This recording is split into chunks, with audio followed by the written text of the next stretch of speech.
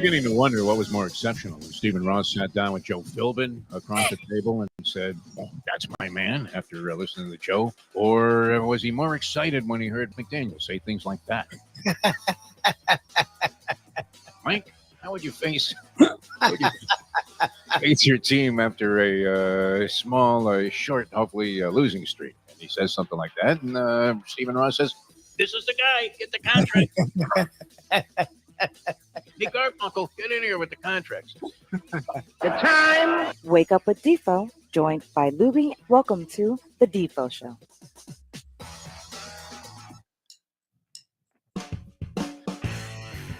Very pleasant. Good morning, everybody. Another week flying by. A Thursday edition of the program. We'll have the trivia challenge coming up with one Dave Gurggles Gergely. That's happening shortly here.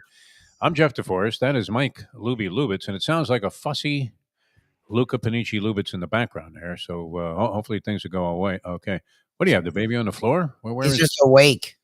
Oh, okay. He's actually not being bad. He's just wide awake, which is very scary because he's not one to occupy himself just yet. He can occupy himself with trying to figure out what the hell is wrong with me. There you go. These picks are just abysmal at best. I was influenced yesterday. You should never let anybody else influence you into any kind of gambling endeavor. Whatever your feeling is, go the other way. That's. I mean, the Cleveland Cavaliers last night. Lubie, can you imagine this? Scoops Golden comes on the show. Scoop's great, man. He knows everything. There is no detail. You could throw almost anything about the NBA, historically, currently, futuristically, and Scoop usually has a very detailed and well thought out answer. So he tells us yesterday on the show, Lubie, and hopefully not many of us and you people out there reacted as I did, thinking immediately that, wow, if Cleveland's going to rest everybody. We all saw what happened to them when they had the injuries last year against the Indiana Pacers. Correct? I mean, here was a team that just had annihilated the Miami Heat. They won the 4 games by, I think, a combined margin of 500 points. And so they're sitting, and in the next series, they didn't have Mitchell, they didn't have Garland, they didn't have Mobley. And they get blown out by the Indiana Pacers. It turned out to be a pretty good and hotly competitive team until Halliburton got hurt. But they did manage to press Oklahoma City to a 7th game before Oklahoma City, a dominant team out of the West, and the darlings of the West all season long, ended up finally prevailing and winning their championship. But Cleveland, last night, after winning or losing by 2 points in double overtime on Monday night, now you're thinking, what else is going against the Cleveland Cavaliers? Is South Beach still a factor, or does nobody go there anymore of any distinction? I mean, I'm sure people venture there, but I don't think, like, if you're playing the Heat that on a weekday night, that's something that's going to stop players from playing up to their abilities. Remember, that was the thing. You would have Barry Jackson hiding in the weeds outside of bed and bench.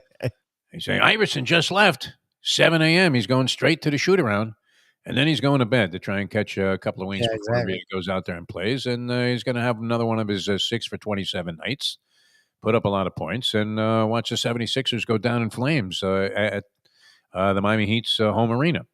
But last night, so we find out nobody's playing for the Cleveland Cavaliers. The line moved from 5.5 to 6. And I naturally go on my gambling show there, Bury Your Bookie, or one of actually, I was on a couple of them yesterday. We have another one on Bleacher Brothers that you can catch on Wednesday, Break the Bank. And we accomplished neither. Our bookie is dancing in the streets. He's ordering a new Rolls Royce for himself. And the bank, I mean, they may as well take a couple of days off because they're flush with cash after our recommendation that you go ahead and lay the 6 points with the Miami Heat, thinking that they were going to take a little element of pride in this one. And in spite of the fact that Bam Adebayo is going to be sitting out again, Tyler Hero is yet to suit up for the Heat. They're 7-4. Eric Spoelstra already coach of the year to do what he's doing with this lineup, in spite of what's going on, in Detroit, where they've now won 8 in a row. And that was another example of how you should never follow logic if you're gambling. All logic must be tossed to the wind. Because what happens? Fourth quarter, 37-19 Cavaliers in the fourth quarter. They were up. Weren't they leading? Yeah, they were leading going into the fourth. I'm like, all right, well, they should pull away, win this one easy, because the Cavs weren't playing anyone. Again, they didn't have him in Hero, but the Cavs didn't have anyone. Like, the Heat are so weird in those games. Like, they play some of their worst games when other teams are missing their best players. They're not alone, though. Yeah, I guess a lot of teams do that. How about this one, Louis? Detroit, their entire starting lineup is out last night. Oh, Jesus. That was, this was load management or toad management, whatever you want to call it. But Detroit, their entire starting lineup is banged up, including Cade Cunningham and everybody else that had gotten them off. They were on a 7-game winning streak going into last night's game against the Chicago Bulls, who have been a pleasant surprise, I'm sure, to their fans because they got off to a winning start. And so what happens without any of their starters playing? Detroit 124, Chicago 113. Without the essence of their lineup, Cavaliers 130, Heat 116. But we've talked about this a lot. This is one of the reasons. I think you could put this in as reason number 2 why gamblers die with their mouths wide open. And they're just sitting there going, because the first reason, of course, and we believe this to be true. I don't know if anybody's had. Have you? No, you've never had a near-death experience, have you, Louis? Where your life kind of flashed in front of you. I've come close a couple of times. Yeah, where you're thinking, "Whoa, this is it. I'm about to eat it," and I believe this that before you take your final breath, you see in big white lights the amount of money that you've lost lifetime gambling. And it just forces you into a situation where even though you can barely breathe, period, all of a sudden you're like, ah, ah. But the other would be these impossible situations where you're looking at a circumstance. It's inconceivable that not only, will the team not cover the spread, but that they could lose the game outright. Are you kidding me? By double digits? The Cavs didn't even have enough guys to get that. Score 130 points against the Miami Heat. I know the Heat haven't been depending on an element of defensive prowess, although Scoop was saying that in spite of the fact they're giving up a lot of points, they're not playing terrible defense. It's just that they increased, I guess, the tempo of the game, so there are more points being scored against them. Is that a logical explanation, Louis? You have more possessions, you're scoring more, they're going to have more opportunities to score. Even if you're stopping them more times than they're scoring, they're still going to get more opportunities. So their score can go up, but your defensive efficiency can still be highly rated or can be low, whatever you want to call it. Humiliated. That's where we're at right now, Lubie. That was weird. Yeah, your plays. That's my plays are the worst. Known. I should have known. Defo must have picked the Heat because the Heat were cruising, playing good ball, and again the Cavs were playing no one. Nobody. They have nobody in the game. My God, Jared Allen had 30 points. So that was the leading scorer for the Cleveland Cavaliers. Allen, a legitimate player, that's part of their starting lineup, but no Mitchell, no Garland, no Mobley, and no dice, Lubie. No dice. These gods of gambling are particularly cruel. Unless you have to get in tune with them somehow. I as soon as I let that pick leave my lips, I'm thinking, watch this, the Heat will get destroyed. And literally, they're outscored 37-19. An unbelievable, what is that? That's 18 points they lose the fourth quarter by to a team that has nobody in the lineup. And the same thing, I guess, Detroit and Chicago. Not a single starter in the lineup for Detroit, and they blow out. They're not that good to blow out Chicago at that point, but they do it 124-113. Speaking of blowouts, that was the MO of the NBA last night. Oklahoma City, how about this one, Louie? Oklahoma City 121, Lakers 92. People have been remarking how great it is that the Lakers are able to get off to this hot start. I was even starting to think that J.J. Redick was a credible coach. They're coming off a used car lot to just take over the reins of the Los Angeles Lakers, and they get blown out. So what is that? That's nearly 30 points, 29 points. Yep. That they lose by. Atlanta 133, Sacramento 100. I guess you expect. Well, when is Sacramento ever going to be good again? Do they have any chance, Libby? No, I mean the trading away of De'Aaron Fox and also to trade Halliburton and him become what he became sort of signals that who knows when. How long can the Wizards suck too? That's another one. I don't know. You have to go back to Gene Shue when they were the Bullets the last time when they had Earl the Pearl Monroe. Was that it? Is the curse of trading away the Pearl to the New York Knicks? I mean, they had Wall and Beal. They had 1 year where they were very interesting, got to a decent playoff run, and then it just fell apart because both those guys couldn't stay healthy. They draft high every year. They just draft the wrong guys high every year. How can you stink that long? I mean, with as you said, lottery picks every year, 10 straight losses for the Washington Wizards. Oklahoma City's won 4 in a row after their lone loss. They're sitting there with just one loss on the board. They're the best in the NBA right now. Denver Nuggets have won 6 in a row, and they're now 9-2. Yep. So it does appear that the teams in the West once again hold the edge Oh yeah. over whatever it is that's coming out of the East, which is garbage, Lubie. Garbage. Look at the Knicks. The Knicks were on a 5-game win streak. Play a Magic team that's sort of struggling and get dominated the entire game last night. Demolished. That was a good word. They got demolished last night. All right, so that was the NBA, but I don't know that it's any shocker when this kind of stuff happens. Heat were up 69-66 at the half. What kind of scores are these? 69-66 at halftime, Lubie. I mean, go back. We thought this was enjoyable basketball. I know it was rough. Yeah. When you had Heat Knicks in the 90s.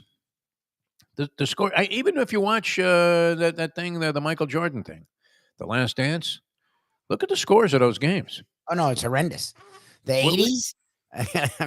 It'd be like 79-76. Oh, no, hard-fought victory there. Jordan had 23. You're like, what the hell? Compared to today, it can't just be the evolution of the three-point shot that's triggering his scoring. Are they playing zero defense whatsoever? Calling games tighter. Look, they used to let Bill Laimbeer literally body slams. He picks up Larry Bird, puts him in an airplane spin, drops him to his knee, and it looked like a movie had borrowed from Bruno Sammartino. And no fouls are called. Nothing. You had Rick Mahorn. I mean, imagine this. This guy's barreling into people on picks. No calls whatsoever. Yeah. Rodman, you think Rodman wouldn't have fouled out of every game if they were calling it like they do today? No way. Holy crap. Even John Sally would have been fouling out. And I don't know that he was particularly fond of playing any defense. I'm not sure. But anyway, evolution of the game has changed completely. 69-66 at halftime. Heat go down and give up almost 40 points in the fourth quarter to a team of scrubs. And that was the highlight of my betting extravaganza last night. So I've lost 3 straight picks there on that one show. And I managed to go 0-5 on the other the previous week. And I'm not happy with anything that I selected. Because, I mean, do you get punchy, Lubie?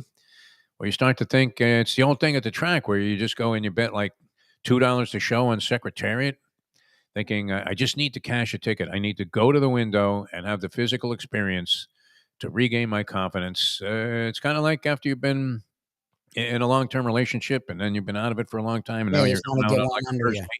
You just need to get one under your belt. Yes. Just to see how do I behave? How do I feel? Am I nervous when I get out of the car? What kind of stuff is going on here? I took a little perusal of hockey. We'll get into that a little bit later on because we do have Dave Gurggles Gergely standing by to conduct the trivia challenge. And we will be with you past 9 o'clock today because 9:05 we're scheduled to talk to the great Ian Eagle. Going to join us here on the program, and that's always a lot of fun. We have football and basketball to discuss with Ian. And we'll have about 15 minutes there after the 9 o'clock hour where we can get into it with Ian Eagle. I don't know that that's enough time, Lubie, because he can't make it before 9 o'clock. That's his designated time for this show, and I don't blame him, man. The guy does a lot of traveling. He's very busy. I mean, that work schedule he has is incredible. And he's going to join us, though, at about 9:05 today. Meanwhile, we have Dave Gurggles Gergely. Looking great, Gurgs. I asked Gurgs, he's very modest about this. I asked him how much weight he lost because you obviously have been doing some diligent work in conjunction with that hip replacement. You look great. You're a trimmed down version of Dave Gurggles Gergely. You must be feeling good. Feeling good. It's been a little cold out here at the golf course. I worked Tuesday. It was 49 degrees when I got out here. Oh, yeah? Tuesday was Veterans Day. We had over 300 golfers too, so they came out in droves. So I'm the player assistant, so you find me out there talking to people, also filling in some divots along the way, raking traps, getting some fresh air. So it's been well. As a matter of fact, we were talking about the track. I was there yesterday to see some friends, and we decided 5 of us to go in a 10 place and show parlay. So we put in $10 a piece, place and show. Right. So we ran it up to 400. Woo! And it was my pick. And I go to Churchill Downs and I look and I see Pratt picks up the mount on the 13. And I'm between him and Michael Maker's got Santana on the 11. So I go to Pratt and we bet 208 win and place and show on Pratt. At 5-1, he run 4th. And Santana for Maker at 19-1 run 3rd and paid $8 to show. So we would have had 800 right there. So those are the days. You have those days once in a while. Yeah. I like that though. The show pool parlay. Yeah, place and show. We did place and show 10 and 10. Everybody puts in $10. You just keep going around, and when we hit 200 a man, we give it back and then play what's left. So it's a neat way to do it. All right. So did you get anything out of this, or did you just lose the 20? No. Well, after my deflating loss with the 200, everybody said that's enough for the parlay. They disbanded. Were people speaking to you after that? Because you do feel like a fool. You're the only guy that lost. Yeah. The words they said were not repeatable. No.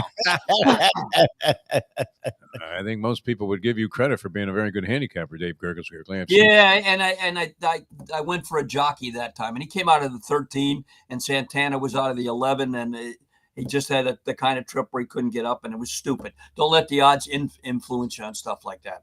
Well, and Pratt has been on fire, though. So yeah. You're assuming he had that day at Aqueduct. This was the last day at Belmont and Aqueduct. He won 7 races and finished second in the other 3. Yeah. Pretty incredible. Only we could find a way to lose. On a no doubt about it. All right, we're going to get into the trivia challenge here, and it's brought to you by Perdomo Cigars. As always, you can dial us up if you'd like to play at 954-417-0070, 954-417-0070. Since Lubie no longer has the affiliation with Landlubbers, we're going to try and dig up some Texas Roadhouse gift certificates. Good. And you never want to run out of prizes in this thing. I don't know. Do we have any expired tickets? I think next week we may have to give away 2 tickets to the Thriller in Manila. Well, either that or I think we've got a office chair from Landy or a palm tree. One of those 2 I think we have available. There you go. You had to make a lot of mad scrambles. Did you ever now the palm trees, that was unfortunately turned out to be somewhat of a stiff job, but right. Didn't you owe a guy a chair and you were like driving all over the place to try and make accommodations to get it to the guy? I think I gave him a couple of Perdomo cigars instead with much better value. All right, let's get right into it because we do have a big agenda today, and of course coming up later on, Ian Eagle, CBS. Is he officially the number 1 guy in, or is Nance still getting credit for that? Because I don't know, but his son is terrific as well. Yeah, no, Eagle, unbelievable. He's doing a lot of stuff. Really, really, really good guy. Is he calling all the Notre Dame games? I think so on NBC. Very nice. It's not nepotism either. I mean, the kid's great. No. Unbelievable. All right, let's get into it. Dave, going to be firing off the questions, and you can call in 954-417-0070. We're ready to go in honor of the Polyman, who, such a big part of this game and still remains in our thoughts here. He didn't pass away or anything, but he hasn't been with us. And I don't think we can say that though, because of his contributions, I don't think we'd be correct to say that we're in debt to him. I don't think that's correct. No. Very few people in that position. That's reverse logic there. All right, so let's do it. Here's Dave Gurggles Gergely, and we're going to start the game in a somewhat traditional fashion with Dave honoring the Polyman and some easy baseball. This player on his first day as a member of the Montreal Expos described it thusly: "The place was cold, and I get the feeling the fans would have enjoyed baseball more if it had been played with a hockey puck." What's that? Hall of Famer Andre Dawson, Andre Lacroix, Andre the Giant, or Giant Causeway? Hey, you want to let Luca roll the scrambler there? Nice job, Luca. Ron, you're up first here on the trivia challenge today. Good morning, Ron. Good morning, fellas. Let's go with A. First answer correct. Very good. 1 point going for 2. All right, Ron, golf. Ken Conley, retired firefighter from Cape Cod, Florida, made the first ever hole-in-one at our newly redesigned Miami Lakes golf course on the par 3 7th hole with a 9-iron from 117 yards, earning him a free membership for a year with a value of $10,000. True. No, that's Shorty, my buddy from Cape Cod. No. Anyway, be proud of you, Ron. Has anybody aced a hole yet? I was driving and the guy knocked it 2 inches away. And he said, "What do I get for hole-in-one?" I said, "You buy me a Macallan 15 neat with a side of water." But no, nobody made one yet. All right. 3-pointer. All right, Ron, NFL. Who scored the first ever touchdown for the Miami Dolphins during a game played in London? Was that Ronnie Brown, Marty Booker, Cleo Lemon, or Ted Ginn Jr.? Oh, Oh, God. No, it Let's wasn't John. go. A. says A. I'm going to go Ted Ginn. Ted Ginn Jr. on a pass from Cleo Brown, even though they lost that game. Wasn't John Beck, huh? No, it's not. It was not. It wasn't Dan McGuire either. Going for 6. All right, 5-pointer coming up. All right, Ron. Knuckleballer Joe Niekro came to the plate 1,165 times during his 22-year career. And during that time, he hit exactly 1 home run in a game. His Astros won the game 4-3 that day versus Oh. the Braves, the Phillies, the Mets, or the Reds. Braves, Phillies, Mets, or Reds? Let's go Phillies. Phillies. Well, that time you should have said A, the Braves. Who did he hit it on? That part I don't know. That would have been. By the way, somebody gave me a Sports Illustrated cover from 1964 with Johnny Callison on the cover. Wow. That might be worth something. Yeah. Yeah. That's the year they were up 6.5 with 10 to go and lost the pennant. But Gene Mauch, that was when he fired the spare ribs all over Richie Allen. Right? And not only that, he alternated bunting short down the stretch to lose those games. Yeah, I remember that. That was one of the most notable collapses that we've seen in baseball history. And Mauch just exacerbated it by going crazy a number of times after games. All right, Ron bombs out, only ends up with 1 point, but that doesn't necessarily eliminate him from the competition, which is the beauty of this game. You're never out of it. You can dial us up if you'd like to play, 954-417-0070, 954-417-0070. We'll get right back into it, Gurgs, and here's the next set of questions. Boxing. This champ on his relationship with a particular member of the media said, "Sometimes Howard Cosell makes me wish I was a dog and he was a fire plug." What's that? Muhammad Ali, Gene Ali, Back Ali, or Ali the Great? Oh, you remember Gene Ali? Here's the Renaissance Fiddler, as spun by Luca Panici Lubitz. Why did you put the buttons down there, Lubie? Mike, you're on the trivia challenge. Hello, Mike. Hey, good morning. Let's go with A.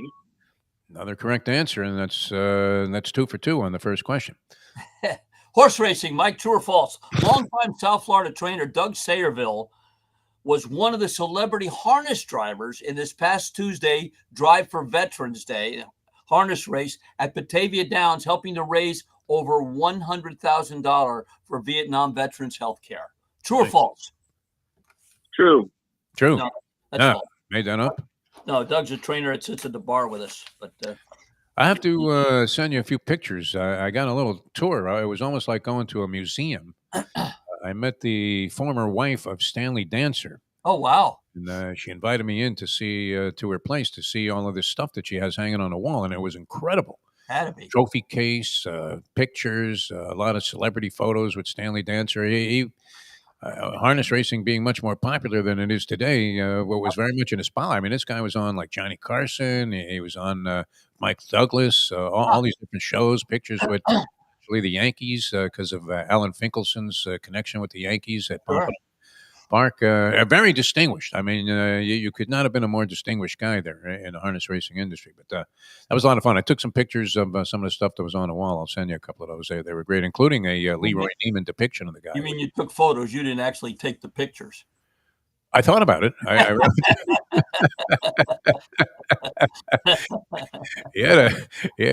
guess this was the actual trophy from the little brown jug, which was great. Of course, he won 3 Hambletonians, so quite a distinguished career. All right, we have 3-pointer coming up. Yep, coming up. NFL. Rob Gronkowski is about to sign a 1-day contract with the Patriots. He won the first Super Bowl winning, but he wasn't the first Super Bowl winning Patriot to ink his name on the dotted line for a 1-day contract. Who was? Lawyer Malloy, Mike Vrabel, Lawrence Guy, or Adam Vinatieri? Wow.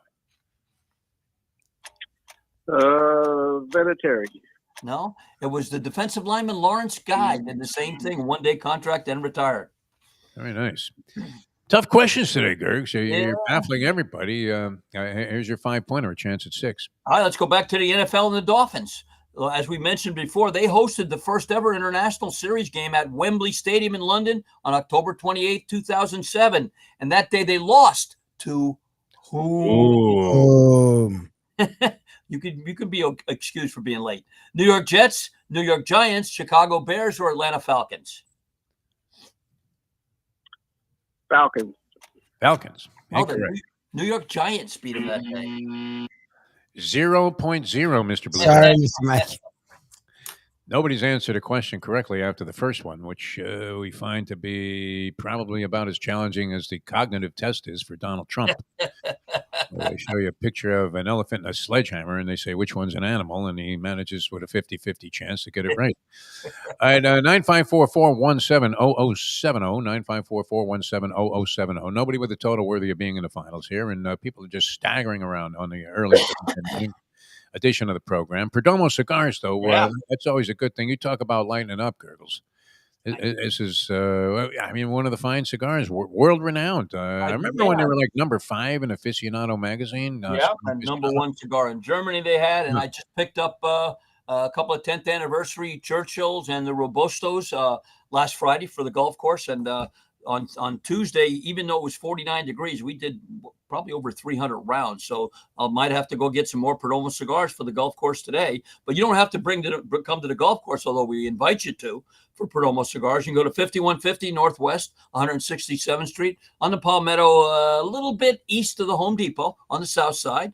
Monday through Friday, 9 a.m. to 6 p.m. Go in and see Bruce there, a retired police officer who's now the concierge. He knows all about Perdomo cigars. They make them perfect one at a time, and they just had the 4th generation. Nick the 4th is going to be there, not Nick 3rd. I mean, little Nicky, and they make great cigars. So, what do you got coming up? Well, you got Thanksgiving. You're going to somebody's house for Thanksgiving. Bring them a box of Perdomo cigars, or the holidays, or just treat yourself. So today, tomorrow, whatever. When the Dolphins win 21-10 over in Spain, España, put something great in your mouth with a cigar from Perdomo Cigars. What famous line did James Coburn say, España? España. And what movie? What movie? No idea. Rooster Cogburn. No, The Great Escape. Great Escape. I love that. He was on that. He had on a bicycle, and there's this guy, España. Yeah. Great movie. Great Escape was a terrific movie. Terrific. It was. I mean, it was up there with Easy Rider and those kind of films where just a lasting impression. That's another great trivia question. Who's the only person to be in The Dirty Dozen, The Great Escape, and The Magnificent Seven? James Coburn. Charles Bronson. Bronson. Oh, wow. The Tough Danny, the Tunnel Man. He was great in The Vigilante. Fantastic. Yes. All right. Let's go right into it here, and this will be our final contestant, and then we're going to take a break and come back with the final. So here we go. All right. NBA. This Hall of Fame coach, on a request to his GM, said, I told Zoli Volchek, the Sonics general manager, we need an ultrasound machine. And he asked me, why do we need music in the locker room? Lenny Wilkins, Lenny Dykstra, Lenny Bruce, or Lenny of the Chronics, we miss you. And may he rest in peace, the great Lenny Wilkins. All right, always a pleasure. We like this. It's kind of like getting a check-in. Are you in or out, Andy? In or out? That's the question of the day. In or out of the hospital? I'm out. He's out. I hurt my back, but I'm out. Yep. You've been on a run lately. It's been a while. Did your timeshare expire at Boca West? I hope so. You sold it. You sold it. Yeah. Sold it to him. There's like a work stoppage over there. I'm afraid to go. Yeah. I'm doing the late great Lenny Wilkins. Very nice. Yep, you got it. Sticking with the NBA, true or false, Andy? Believe it or not, during Wilt Chamberlain's 100-point game in Hershey, Pennsylvania, former Philadelphia player York Larisi, later of the Allentown Jets, was benched for shooting instead of passing the ball to Wilt. True or false? Oh. I never heard that, but you've had 2 falses already, so I'll go true. Well deducted, yes. Sniff it out. Parisi, yep. I saw him play the Allentown Jets, but he passed. Were you at that game? Were you at the Wilt 100-point game? No, I was not. I have a funny feeling you were there. You always have a lot of references to it, which is great. Who was the second leading scorer on the Knicks? That's a good question. Al Attles was 8 for 8 from the field, 1 for 1 from the free throw line for 17 points. I knew I couldn't get that by you. I would have had no idea. You could have said anything. All right, going for what are we looking at here? Going for 5. It's a 3-point question. Live for the sweep. Baseball, Andy. On this date in sports history, Bob Gibson won the 1968 National League MVP award. Who finished second?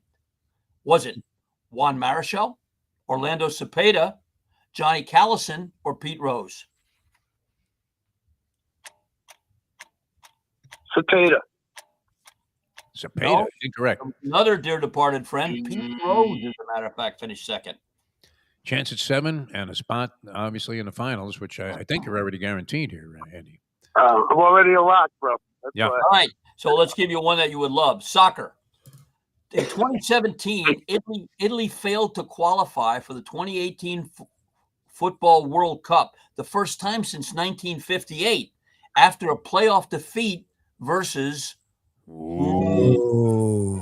Germany, Colombia, Sweden, or Hungary. Germany. It was correct. Sweden, as a matter of fact. High degree of questions. Yeah, unbelievable job.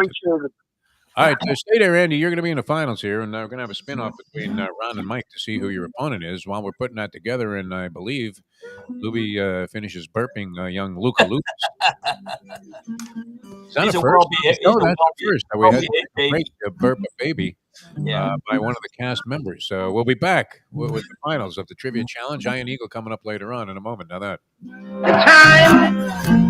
8:38. Hey folks, Tony Segreto here. Let me ask you a question. What do you look for when you go out to eat? Good food, obviously, friendly atmosphere, not too loud, but good energy, reasonable prices, and a place where you feel comfortable. All those ingredients, no pun meant there, are hard to find unless you're talking about the Texas Roadhouse. You see, they encompass all of those attributes. Really, really good food, amazing atmosphere, good for a family, good for a date, or just a night out for yourself, and prices that will make you extremely happy. Their ribs unmatched. Steaks hand-cut every day. Everything, and I mean everything, is made on site, including their incredible bread. It's the one day, folks, that you can forget about low-carb diets. Trust me when I tell you, Texas Roadhouse, your restaurant, your destination when you say, where should we go and eat tonight? From the newly renovated sports bar to the beautiful bayside views captured at the Tiki Bar, Jimmy Johnson's Big Chill has it all. Located at mile marker 104, the Big Chill also offers waterfront dining while experiencing breathtaking sunset views of the Florida Keys. It's simply the hottest spot in the Keys to cool off. That's Jimmy Johnson's Big Chill at mile marker 104 in Key Largo. For more information, call today at 305-453-9066. Recently, Joe Bees. The bees collect the pollen, bring it to Joe, he packages it, and he gets it to you. It's simple, 100% natural, and it's good for you. There's only one place to get Joe Bees, and that's from me. Joe Bee. If you want to look and feel good, call 877-300-5632.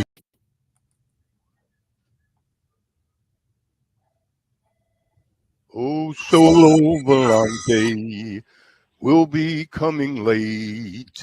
Oh, Solo Volante. Belmont's now a mile and an 8. The finish line is coming up quick. Luca Panici, just switch the stick. The only way to get your morning started is with Defo, joined by Lubie, right here on the Defo Show.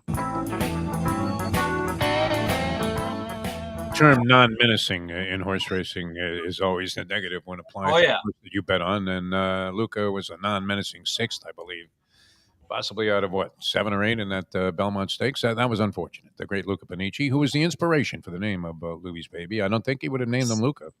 Definitely. Your association and friendship with the great Luca Panici. 100%. Yes. We owe him that. All right, we're set for the finals here. Andy and Mike going to go at it. And here's what's going to happen. You guys know the rules. And one bite. That's it. It's Portnoy time. No, Dave's going to fire off a question. Call out your name if you want to answer right away. Nobody does that. I'll offer multiple choice. First person to call out his name gets first chance. We go back and forth until we have a winner. There's strategy involved. There's knowledge involved. There's all kinds of intrigue. So here we go. For the championship, this week's edition of the Trivia Challenge. And by the way, Jim Sarney, obviously, like Donald Trump, has never been to a grocery store because he's suggesting we give away a turkey. Since we don't have the Landlubbers Prize gift certificate anymore. But, wow, we would, maybe a slice? That would be about it. Is about all the people could possibly afford. We'd be going broke within a week if we were giving away turkeys every week here on the show. But what do we look like, Don King here? All right, so here we go for the championship of this week's edition of the Trivia Challenge. Dave Gurggles Gergely. Good luck, guys. This is my favorite question of the day. This date in history, in 1984, this player became the first NHL player to score a goal in 4 periods of a game. That includes overtime. Okay. I lost Lubie there. Here are the choices. Was it Wayne Gretzky, Bernie Nichols, Gary Unger, or Marty McSorley? Goal in every period. Anybody? Andy, I'll go with Nichols. Nichols. That's right. Baby. Bernie Nichols of the LA Kings. A hard-earned, low-scoring victory by Wow, Andy. well done by Andy. I bet that game. I had the Kings laying a goal and a half. I remember. That might save us a gift certificate or two. We'll search for you anyway. All right, very good, Andy. Congratulations. Good to hear from you as always, and congratulations to all of our players. Gurggles, one more word about Perdomo cigars before you make your way. Yeah, I'm going out on the course right now. There'll be several people smoking Perdomo cigars, and you can come to our golf course and get one. And the course is terrific. Or you can go right to 5150 Northwest 167th Street, right on the Palmetto on the south side, a little bit east of Home Depot. 305-627-6700, the number to call. And maybe you can't make it today or tomorrow. They're closed on the weekends, but any cigar tobacconist worth their salt will have Perdomo cigars. Just go online, perdomocigars.com, to find these great cigars. So Sunday morning, maybe you want to light one up after the Dolphins take care of Washington 21-10. Put something great in your mouth with a cigar from Perdomo Cigars. Have a great rest of the show with Ian Eagle. All right. Thanks very much. Dave Gurggles Gergely, ladies and gentlemen. All right. The trivia challenge for this week. Interesting competition as always. Ian Eagle is going to join us a little after 9 o'clock today, so we'll be sticking with you for a little while after our normal departure time here on the program. A couple of things going on. You did have some awards going on. They have the general managers' winter meetings going on. And is that... No, I don't know. That wouldn't be the winter meetings. I guess it's general managers meetings. They have a lot of meetings in Major League Baseball. Yeah, I was going to say the winter meetings usually are what, like right They're in the winter, January, February, something like that. Something like that. I remember being all excited when I first started covering sports here in South Florida, and the winter meetings were here. Yeah, it'd be here. They were in Fort Lauderdale, I believe, and I couldn't have been more excited than to cover what was going on at the time because I was a huge baseball fan. A couple of issues happening. They're handing out awards as part of, in conjunction with these general managers meetings. Tariq Skubal, no surprise, wins back-to-back Cy Young Awards. Record wasn't all that mind-boggling. 13-7, I think he went. They got no run support this year, had an earned run average that was well below 3. I think it was like 2 point, what was it? In the low 2s. Of course, huge with strikeouts. Let me see if I can find it here real quick. 2.21 earned run average for Tariq Skubal and then Paul Skeens. No surprise. Here's a trivia question for you, Lubie. Paul Skeens of the Pittsburgh Pirates, which I think the Pirates have 4 more years of control on Paul Skeens, and they're vowing to keep him. They don't give any indication that they want to trade him. I would imagine every other team would want to make an offer for Paul Skeens. Lights-out pitcher, of course, dominated that college baseball World Series with LSU, and you thought, this guy's going straight to the pros. Why isn't he a pro now? He might have been making a ton of money there at LSU. They do put some money into their baseball program. I'm sure they've laid out some NIL for their baseball team, which they take a lot of they put a lot of emphasis on. Skip Bertman, is he still around there? I don't know. Let me ask Luca if Skip Bertman is still involved with LSU athletics. Is he like an athletic director? I don't think he's the athletic director. I don't even know that name. So he's a longtime assistant for Ron Frazier here, and then became the head coach at LSU. And their program was already good, I guess, but he really furthered it and continued to perpetuate and even increase the level of efficiency they had. He's currently 87, so he's alive still. Wow. But I don't think he's actively 87. He's 2001. So he's lucky if he can break open a bag of peanuts at 87. So anyway, it was always a very well-respected guy. But Skeens at LSU, and then you thought he was going to go right to the pros. He wasn't even a year in the minors. He came up, looked like he was going to be lights out in the major leagues, as one would anticipate with the kind of stuff he has. And he becomes the first since whom, Lubie, to win Rookie of the Year in his first season, obviously, and follow that with a Cy Young Award in his second year. Last guy to do it was... For some reason, it was good. Okay, I was going to say, I know Hideo Nomo won the Rookie of the Year and like challenged for Cy Young, but I couldn't remember. Nice Doc Gooden. Wow. Yeah, I wouldn't have gotten that. So what was Gooden? He was in the 80s? 80s, yeah, early to mid 80s. Wow. So that goes back a long way. Quite a distinction there for Paul Skeens, who clearly it's well-deserved. The guy's been just amazing, but got no run support this year, and so his one-loss record wasn't anything special. But Rookie of the Year, the first year he was in the bigs, could have just as easily, I guess he could have qualified. Was he a Cy Young contender last year? I'm not sure. And wins the Cy Young Award this year, which those were two gimmies, weren't they? If you were a betting man, you probably couldn't even get down a bet on something like that once they got to the conclusion of the season. Big today, though, will be the decision we've been waiting for here. We had some debates about this during the course of the regular season, late in the year. AL MVP. And the competitions between Aaron Judge and Cal Raleigh. Cal Raleigh, of course, eclipsed 60 home runs this year and led the major leagues in home runs. Catcher, he didn't have a pass ball until they got into the postseason. That's crazy. So he was outstanding defensively. Here's the numerology on this, Lubie, and you're going to laugh at me because I'm coming to batting average as being the distinction. Judge wins the batting title, and he wins it in a runaway with the highest batting average in the majors at 331. So that's first in the American League. You know what really strikes me odd? And I know Sarni's going to get upset that I even mention this because he thinks batting average is a meaningless stat, which I refuse to go away from the idea that I think it's the ultimate barometer of a hitter. Are you making contact and getting on base?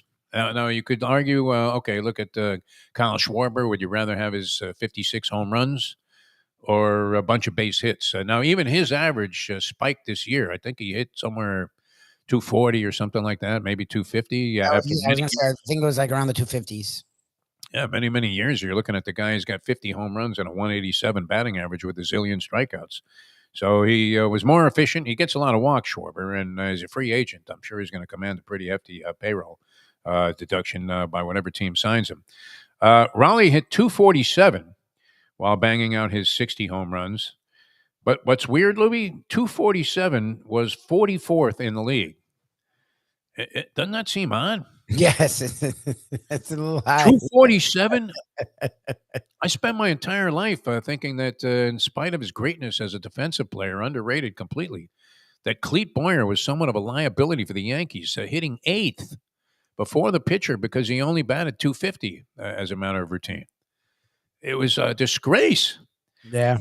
Now this guy's 247 is 44th in the league, but pales in comparison. I mean, think about that. You're looking at 53 plus 31, like 80 points lower than Aaron Judge. Yeah. Batting average. Yeah. So look, it's the fact that he's so good defensively, and Judge, you don't really talk about defensively at all. And a lot of the times Judge may not even play defense. It's hard to not give Raleigh that credit. But at the plate, Judge is nuts. I mean, like the fact that he hits that high of an average these days for the kind of player he is it's impressive. And it's sort of sad that Raleigh doesn't hit it, at least in the 300s. I don't know that you're expecting him to hit 300, but and look, obviously there's no disgrace anymore hitting 247 with 60 home runs. Would you tell Cal Raleigh to take a walk if he said, I want to play for your team? No, of course not. No. He's great. The standards have been lowered, which is the unfortunate thing in this particular category. So Judge with his 331 leading the league in batting average while still banging out 53 home runs. And he did spend part of the latter part of the season unable to play there after he injured his elbow. So he could have been in contention to maybe hit 60 this year. Raleigh had more RBIs, 125 to 114. Raleigh scored less runs. Judge had 137 runs, first in the American League. And Raleigh actually stole 14 bases, believe it or not. So I think Judge deserves it. I don't know. What do you think, Lubie? Who are you going to give? Because of Raleigh flirted with the AL record, because Raleigh is a full-time catcher and an elite full-time catcher, I would lean, and then the Mariners had better success. Yes. I would lean Raleigh, but again, I don't know. Like the New York, the Yankee lore, Judge just continues to do it every year. I mean, in other sports, we would go for the new story, so it would be Raleigh. Baseball, I don't know. I don't know if they want the new story or if they just want the guy that has been elite for years. Judge is going for his third MVP. This is kind of like Shaq syndrome, though, isn't it? Where you're looking like who is more valuable. If you took Shaq out of the lineup of those Laker teams, are they anywhere near as good in spite of Kobe's brilliance? No. When Steve Nash was winning these MVP awards, did he win two? He didn't win them back to back, did he, Steve Nash? I think he won two. I mean, Shaq still hasn't gotten over it, even though he tends to have open mind about these sort of things and a sense of humor about it. So anyway, that decision's coming down today. I think it's going to go to Judge. So the way that I've been shooting blanks like Secretariat, unbelievable. I'm going to go, or like Cigar. I guess Secretariat did throw a few decent horses, but Cigar was the one that couldn't. Could Cigar not get it up? Did he have erectile dysfunction? I don't know. I've never that heard exists in horses. Imagine that they're having a shovel Viagra into this horse's head. He just bang the 40 mares they were bringing to him every day. All right, so and we often talk about this, the Cristobal factor, and it is universal, Lubie. Here's a mention here, handicapping Howie Kasori, who used to be great at handicapping college football and has since fallen on hard times. His record this year is 73-92 in the New York Post handicapping college football against the spread. It's been tough this year. I mean, he's got NC State getting 14.5 over Miami. The logic reads like this: never lay multiple touchdowns with a guy, in parentheses, Mario Cristobal, who has more losses as a double-digit favorite, 5, than any other head coach in the country in the past 3 years. Well, I don't know how many coaches have been in that situation. I guess, look, Ohio State, some of the heavyweights, those coaches. Yeah, the good teams. Again, Miami finds themselves in that group of good teams, but the good teams win those games, and Miami loses them quite often, which is why they're not really in that group. So there it is, Howie Kasori, who is, like I said, he's firing blanks like I have been, and he's thinking that the Cristobal factor is enough to go ahead and influence you to take the 14.5 with NC State, based on the fact that not only does Cristobal lose to the point spreads, which he did last week, 28 and a hook. That was a very generous allotment. Look, that can happen. I don't know that I blame a coach in a situation. Yeah, I mean, you let up or whatever. You have backup. You're up 4 touchdowns. Are you worried about the poor schmuck that laid 28.5? I don't think so. No. Imagine a call comes from the sidelines there from Radakovich, the AD, and says, many of our backers laid the 28 and a hook, Mario. Yeah, exactly. He's pushing them. Come on, bud. About another story, you asshole. No? You don't think that discussion has ever been accomplished or put forth there by Radakovich? I'm not sure. But if you're laying 28.5, you're probably a fool anyway. It would be either take the points or stay out of the game. And so I don't know if we can blame him for that. But, 5 times losing as a double-digit favorite over the last 3 years. I thought it was 6. Okay. Pretty amazing. I thought it was 6. I thought they'd done it 6 times that they had lost in his Miami tenure while being a double-digit favorite, which seemed, again, like How do you take these games, man? And I think it's going to – I mean, this weekend, they're right for it again. I think NC State is – and the kind of team that gives them trouble. NC State has a nice quarterback that's a dual threat, and NC State plays solid defense, and NC State's coached well, where they don't make a lot of mistakes. Yeah. And those are the things that tend to give Miami trouble, and they are, once again, a double-digit favorite. Remember the outrage, too, Louis? This struck me. I've been watching a lot of tennis on a tennis channel. They've had some really interesting tournaments. And this, I don't know. Remember when golf would have these tournaments at the end of the year and it'd be called a silly season? Yes. Where they were, having all kinds of hybrid versions, and they had the skins game and all this different stuff, and they had Tiger hitting the ball in some Arizona desert at night. Yeah. While David Duval was trying to prove that he actually was a legitimate rival, and he would completely spiral out of control and fall apart at the seams, get smoked in these various hybrid competitions. Tennis has some very interesting tournaments, but the outrage that was expressed when the Live Tour was first formulated, and you can also ask yourself a follow-up question on that. What exactly goes on with the Live Tour?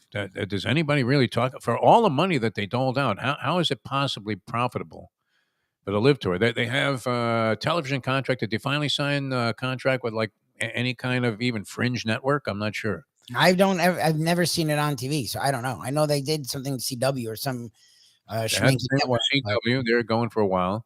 But go ahead. I've never seen them on a regular network, and I never see any networks talk about them. I never see them in like you hear PGA events, you hear they talk about Rory, they'll talk about whatever. Spieth, you don't hear them talk about those guys when they're doing the majors. They'll talk, but they don't talk about their actual tournament. So I forgot it even exists. It sort of just went away. Seems that way, doesn't it? But the key word there, everybody was spouting was sports washing, that this is despicable because they're trying to just erase the idea 100%. that the Saudis are a bunch of, I don't know how to characterize it, inhumane treatment of people.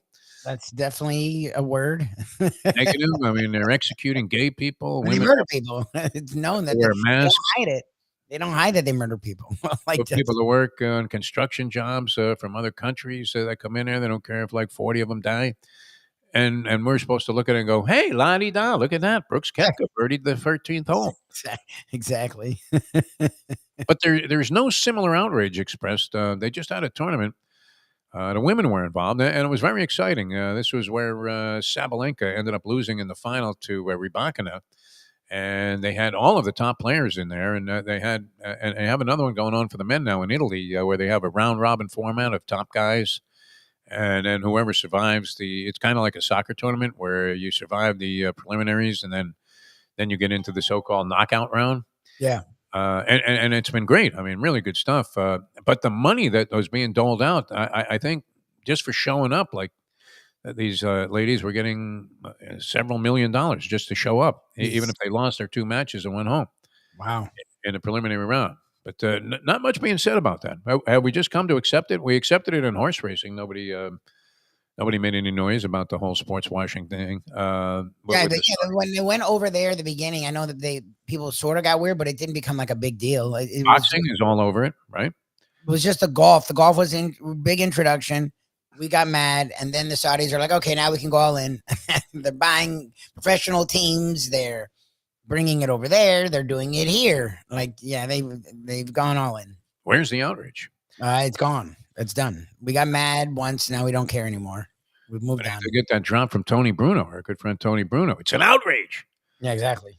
But nobody seems to care anymore, and it's all smiles and la-di-da. It's like they're playing at Wimbledon, which you're watching people leave the court thinking, okay, Jessica Pegula lost, but she just made $3 million, more than she would in any tournament. Sports websites cover the Live Tour, according to Sarni. They play 72 holes next season. Yeah, okay, so more Live Tour golf there after they had knocked it down to 54. All right, Ian Eagle going to join us here shortly on the program, and maybe sooner than later, either that or Lubie is taking a cancellation call, which we certainly hope that's not the case, as we'll get into both the NBA and the NFL with the great Ian Eagle, as this guy, he's always been brilliant, but now getting some serious competition, as Lubie mentioned, from young Noah Eagle, who's doing a great job on everything that he's performing on. I'm assuming that we have this gentleman with us on the show, Mike Lubitz. Excellent. Okay. Bucks and Bills this week. Wow, that's a tough game. I don't know if we can extract an opinion there against the point spread. I'm not sure if Ian, is he wearing a DraftKings shirt while he's doing these? Roger Goodell is. Ian, how are you, my friend? Good to have you on the program. Thanks so much for doing this. Hey, what's up, Defo and Lubie? How we doing? Good morning, my friend. We couldn't be better. All right, we have to start here because this happened right here in our hometown. A bit of a shocker. Just when you thought, and I saw some power rankings that were being speculated upon by various handicappers, not sports betting handicappers necessarily, but just guys that were saying, hey, who's the best in the NFL? A few of these lists had the Buffalo Bills coming into this game against the Dolphins, having righted the ship after their 2-game losing streak, came back with a couple of very, very convincing wins. And you thought, wow, they might be the best team in football right now. Josh Allen playing great. They come to town and they lay an egg. But in your lifetime, I mean, could you have imagined, we've been asking this question, could you ever have imagined Don Shula, who had been smoked by Lofton and Reed and Thurman Thomas, and he watched Louis Oliver's head spinning like Linda Blair in The Exorcist as he was trying to follow these wide receivers that were just rolling right up the field against him. If he finally won a game against the Buffalo Bills, which it had been a long time since the Dolphins had won a regular season game against them, could you picture Shula jumping in his car and maybe having Dorothy drive him by the Elbow Room in Fort Lauderdale to troll a bunch of slovenly, drunk, bowling shoes wearing Buffalo Bills fans after the game? I mean, did you believe that picture to be real with Mike McDaniel? Because he had a very Trumpian-like casual denial about whether or not it was him or AI. Yeah, it felt very real to me just watching it, and it also felt very 2025. That's where we are. That's where art imitates life, internet imitates reality. The two worlds form a very gray area where we don't know what's real, what's not. Things that you're willing to say on the internet that you would not be willing to say in real life. Yep. It's a new frontier, guys, and you guys have to maybe get ready for it. This is the world now. This is it. We've already been buried, Ian, by our regular performance has found us in a rough spot. You think that'll have to be a new course at Newhouse for young Syracuse aspiring broadcasters, that they'll have to take a course in what kind of decorum to use on the internet and social media? No, it is a course. Oh, yeah? It's not going to be a course. Yeah, it's happening as we speak. This is how the world has worked, where you've got to be on top of this stuff, and you have 8 seconds to vet it. You can't take too much time. We're just in one large game show. Real or not real? Have you had any of these moments? I mean, you really understand the whole element of being a professional. Yeah. Have you said anything at any time during a broadcast, and you like to pop references where after you said it, you thought, kind of like whenever I'm talking to a woman, you thought, oh, she's going to badly misinterpret that. Did you ever want to take one back in the time that you've been broadcasting? No. I'm batting 1,000, but that's not fair to use me as the model. True. That's true. No. I do still have some form of standards in my brain of being on the air, filling 3 hours, and not just going to a place that was wild speculation on the internet. So maybe that's just old school mentality, but I do separate what we're doing on the air from what's happening the other days of the week when you're on your phone and you're sharing things with others and you're part of group chats. I don't let the two worlds collide, because I do know there is a responsibility, in all seriousness. If you say it on television, it does bring a bit more breadth to what you're doing. And if you're putting your name on it, you better be comfortable with the ramifications that come with it. So I do separate those two worlds, and I think you have to, because right now the way things are setting up in our business, because the lines have blurred, you better take that part of your career seriously, or you could be facing a litany of unfortunate ramifications that come your way because you're just trying to be cute or funny or flip. It's not going to work. So we're unlikely to see Ian Eagle running wind sprints in the corridor of some hotel on a cold, late night in Indianapolis and picking a fight with a truck driver who happened to be blocking your chance to go ahead and prove your car loose. Yeah, that is. You got to stay out of that one. We're not even going to put you in that spot. Yeah. I'm sorry about that. No. Here we are talking about like ruining your career, and we lead you right into one where but he's walked into a right hand from Tommy Hearns. So Lubie's got something legit. I'm gonna say Ian's done a good job for years now of evading your and our questions and comments and just keeping it moving. So I give him credit for that, and he keeps coming on. So I guess we haven't gotten him in too much trouble perhaps just yet. We'll see what unfolds over the years. So I got a question from Caroline Levin here, a text. She says, "What kind of question is that?" So I'm sorry, Ian. My apology. So we got the league at large. Defo brought up the Bills, and they were the number one team last week, and now who knows where they are. Yeah. It's so funny because we're trying to do this with college football too. And after Ohio State, it's like who fits where. Like in the NFL, the Ravens with Lamar Jackson feel like maybe they're on the come, and the Bills are still the Bills, and the Chiefs look like they were waking up until last week. Like when you look at the league, because Defo keeps asking me who's going to be in the Super Bowl, and he's doing it jokingly. I really have no answer. Like by now, you usually have the teams you're picking, and they may or may not make it. I don't like where it stands right now. There's no two clear-cut teams that are rising to me above everyone else. Like when you look at it, when you're around it, what are you seeing where we are at the NFL so far? I would agree. I'd say normally this time of year, you have a pretty good sense of the directions you're leaning in. And this year in particular, you're going to have to slide your scale a bit because right now in the NFC, the Rams and the Seahawks have looked like the most consistent teams. And that's not what anybody would have predicted. And I'm not sure 2 weeks ago anybody would have said that. Philadelphia still would have been the first team that you mentioned as a possible Super Bowl contender coming out of the NFC. AFC, it's been changing every week.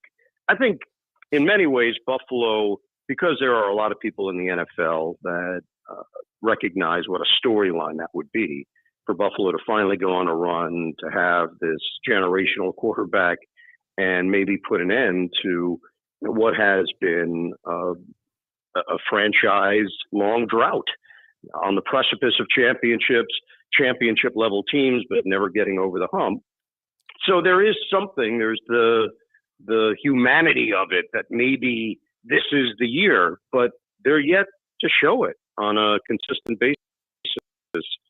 And the troubling part for Buffalo, injuries that have piled up, and the fact that the offense, while the numbers might tell you they're really dynamic, their rushing offensive numbers are through the roof. They're number one in the NFL. But I don't necessarily look at their passing game and say, man, they've got weapon after weapon after weapon. And that's where you still feel like Kansas City is going to be a major factor in all this. I've had Indianapolis a couple of times. Man, they're fun. It's amazing what they've done, the transformation. They've done it basically with the same core that was more or less a 500 team each of the last 2 years under Shane Steichen. But now the relationship between Steichen and Daniel Jones, the fact that they really have taken a huge step offensively where they just seem to be in control and have command. But they're also vulnerable. They're not world beaters by any stretch. And they do lean on Jonathan Taylor, who to me has been the MVP up until this point. And you stop him, you may stop them. So it's a tough one. I think that's great. I don't think it's a bad thing in the NFL when you hit week 10, week 11, week 12, and you still have legitimate question marks. It's just, it's not normal. We normally have a very good feel at this point who the 2 or 3 serious contenders are going to be. And you just don't have that same feeling this year. Ian Eagle guessing with us here on the show. Always a pleasure having him on. As we've said throughout the years, just amazing that he would even risk the distinction that he's created in his career and the image he's created for himself by coming on a program like this. But that being said, I mean, talk about being dead wrong. My implication was that the hiring of Mike Vrabel and the pursuit of Mike Vrabel before the season was just highly overrated. I thought, okay, the guy did a decent job at Tennessee, and then they fell on some hard times. Was out of being a head coach there for a couple of seasons. And everybody was coveting and talking about, oh, man, you got to get Mike Vrabel. In fact, there was even some sense that maybe the Dolphins should get rid of Mike McDaniel, which I guess there is still some sense of that, and should have pursued Mike Vrabel. I just didn't see him as a second coming of Lombardi. So what in your estimation has he been able to do? I mean, obviously, Drake May's a story there, and his progress being the best of the quarterbacks coming out of his draft class in his second season, and he showed promise as a rookie when they won 4 games. But as Lombardi would have said, what the hell is going on out there? How is Vrabel able to implement this remarkable turnaround? And one of our big Patriot fans on the chat line wants to know from you, a legitimate source, is this something that we can picture as being for real? Yeah, so the first part, I would tell you the most underrated part of being a head coach in the NFL that is hard for any fan and sometimes media members to truly understand or get a real handle on is the interaction between head coach and players. Can you speak the truth in the locker room, at team meetings, and Mondays after a loss? And can you do it while still maintaining the respect of your players? So it's one thing to point out their mistakes. It's another thing to have a shoulder for them to lean on when things aren't going great. It's another to celebrate with them and do it in a manner where you're still seen as the head coach, but you're also accepted as one of the guys. And I think Mike Vrabel checks all those boxes. And that's not a simple thing to do. It probably means you have to be a former player of some consequence.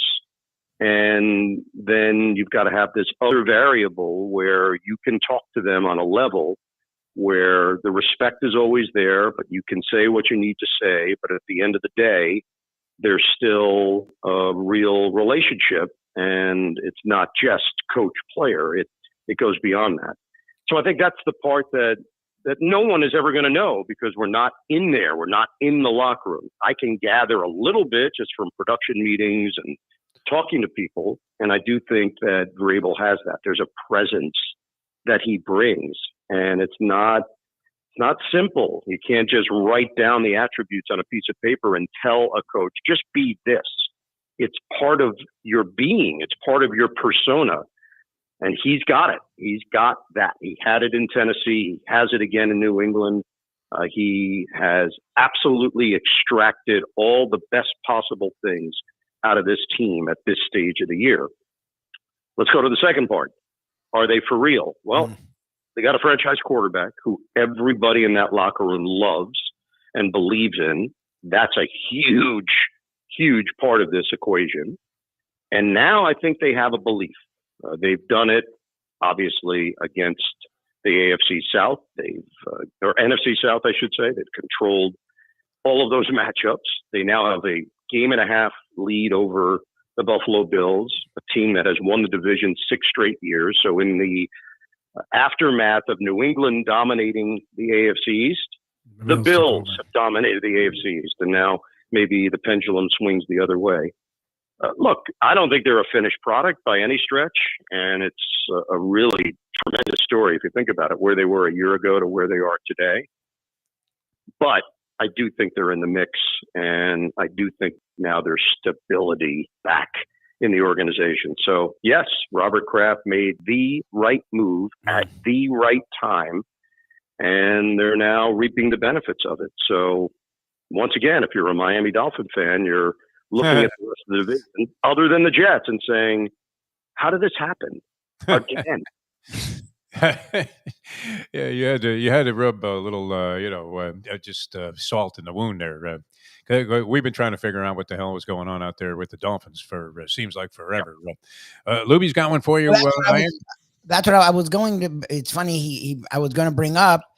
You bring up the Patriots, an organization that was also ran until the 2000s and then became the gold standard of the NFL. The Dolphins and Giants were the opposite. The Dolphins and Giants for years were the gold standard. The Giants did that a lot longer than the Dolphins. The Dolphins have been on hard times for 2 decades. Giants have been on hard times for about 5 to 6 years.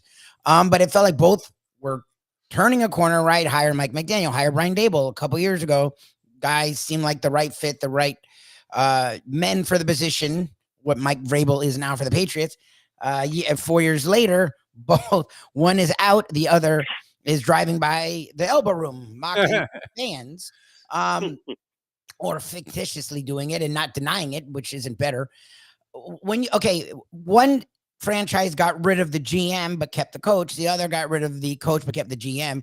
I've never been a fan of doing either of those things. To me, you keep both or get rid of both. What do you see with both of those franchises? Is Joe Shane really going to stay with the Giants? And are the Dolphins really going to keep Mike McDaniel? Like, what do you see with those two franchises as we get to the offseason? Yeah, with the Giants, if I were going to speculate on what this is going to look like in the future, no, I wouldn't tell you that Joe Shane's job is secure and he's good to go.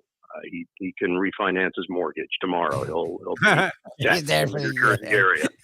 There's a very good chance that they end up cleaning house and trying to figure out what the next iteration of the team is going to be. But we never quite know the inner dynamics of GM owner relationships because it is different, and it's different than the coach-owner relationship. You can look at wins and losses, you can look at decisions, strategy, X's and O's, how the locker room is, and you can form opinions on the head coach. On the GM, it's very different because you don't know in the draft room if, in certain cases, owners are pushing hard for a particular player and they have final say, and the GM might have the perfect draft board, but we never know if they got to pick the players that they wanted to pick. I think in this particular case, they look at their talent and they say, we should be better than what the record indicates. And that's probably why Shane survives for now. And you also don't know replacements. They feel comfortable enough about Kafka to take over for Brian Daboll. I don't know if you fire the GM at week 10, do you have someone that can handle the day-to-day operation of the GM within your organization? That takes a deeper dive. Yeah, the Miami thing, you guys obviously are living it on a daily basis. Every time I've met with Mike McDaniel, he's really interesting. There's no doubt that he's creative, that he looks at this from a different angle and sees it through a different lens. And it has been effective. And I think his creativity has shown in previous seasons. The problem is right now, it feels like they're in a rut. It feels like they've hit a standstill, that they're not evolving. So whether that's McDaniel, Tua, that marriage, if that needs broken up and have to go in a different direction, does that mean the head coach leaves? Does that mean the quarterback leaves? It just feels like they've gone as far as they can go, those two together. And that's the tough part about running a franchise. The timing, obviously, when the contract is up, you pay Tua all that money because they didn't have an alternative. And you really do hope that they live up to these deals. But the quarterback position, as we know, if they don't, it can set your franchise back, not a year, it could set it back 5 years. Yeah. It's really hard to find that guy. The great part about the NFL is you can improve year to year to year. We've seen that. We've seen teams go every year, worst to first. You get these outliers that happen in the NFL. The problem and the challenge is sustaining it based on strength of schedule, based on injuries, based on free agency, based on a really good draft class. The NFL is its own entity. It really is so different than the other three sports because you have factors every year that could contribute to you being a surprise team that came out of nowhere and flip it the other way. Factors that could make you a team that now is looking around, shaking your head saying, I don't know what happened here. And, unfortunately for Miami, that's the area that they've found themselves in now the last couple of seasons. The fans are resorting to all kinds of bizarre rationales, including is there any way we can revive going back to the Orange Bowl and get that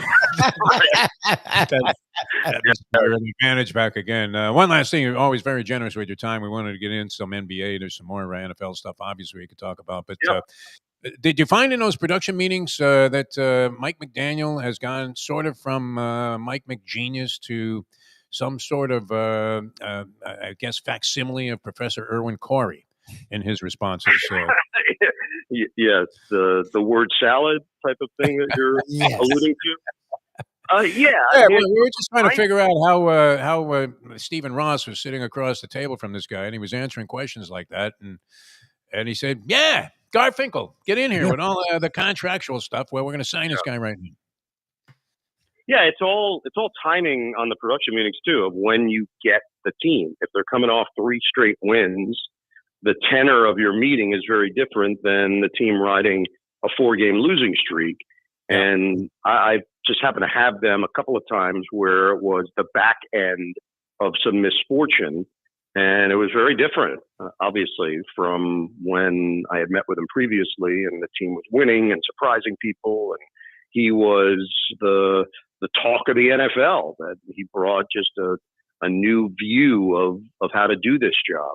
So it's a really interesting concept of where we are today in modern football, of what the head coach is supposed to look like, what the head coach is supposed to act like, what the head coach is supposed to do when they face adversity. There's no handbook for this. You could look at previous situations and try to mirror what others have done. It doesn't matter. You got to win. That's the bottom line. You can weather the storm, but ultimately you're going to get judged on your wins and losses. It's pretty simple.